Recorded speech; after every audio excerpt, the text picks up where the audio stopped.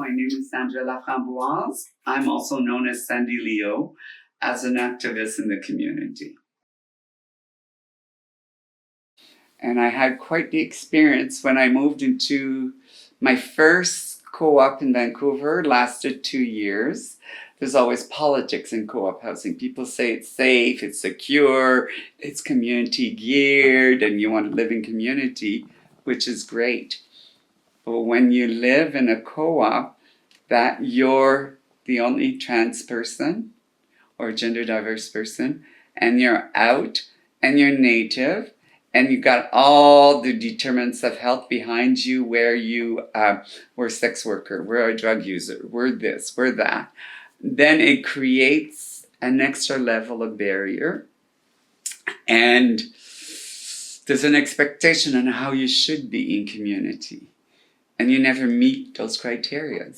The energy that it takes to stand up for your rights and for your belief and to live your authentic self is insurmountable sometimes.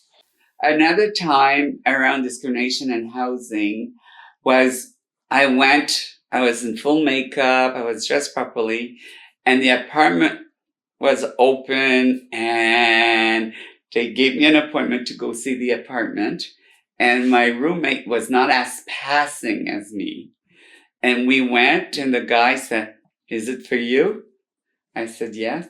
"Is it for him?" When they were trying to present a she.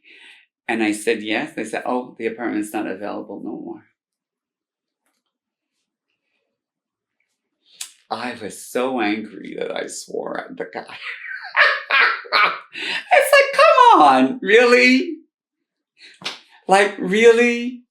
But that's awful. I'm passing and I'm mouthy, as I said, and I'm an advocate for myself.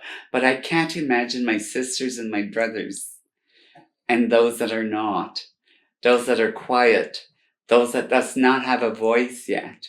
The mental health and negative reinforcement that it has. I mean, it has on me, and I've detached from it. I've become a warrior. I don't give a shit. If you're going to discriminate against me, better be ready. Better be ready. And I'm a warrior that way, right? And it's difficult for me to stop that because every day, the amount of energy that you have to put out there, that you've normalized that, you expect it, you know it's going to happen. So you already wake up with that thought process that I have to get myself ready for whatever's going to come at me today. You get it in your housing, you get it in your home, so your home is not safe because of that. In emergency shelters. I worked at a certain emergency shelter in the 90s as a psychiatric nurse student. And there are trans people who showed up in front of me at the counter, and I pull out their dossier because I was the person working with them that moment.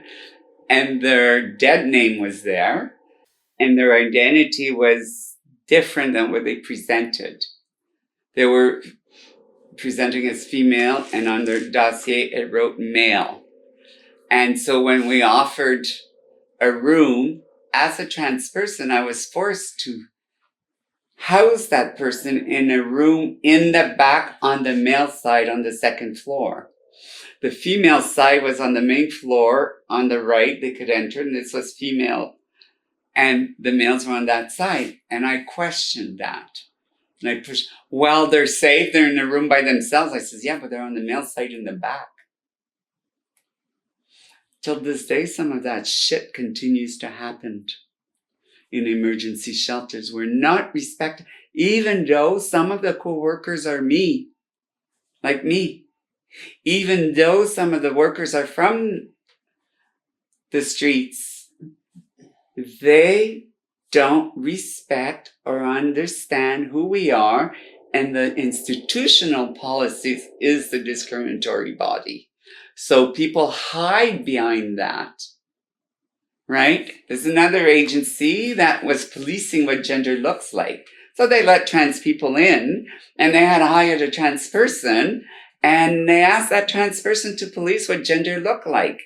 So if you weren't clean shaven, so because in your harm reduction supplies there's no razors for you to shave, you couldn't go in because you look like a man and you showed up here. Like, fuck off.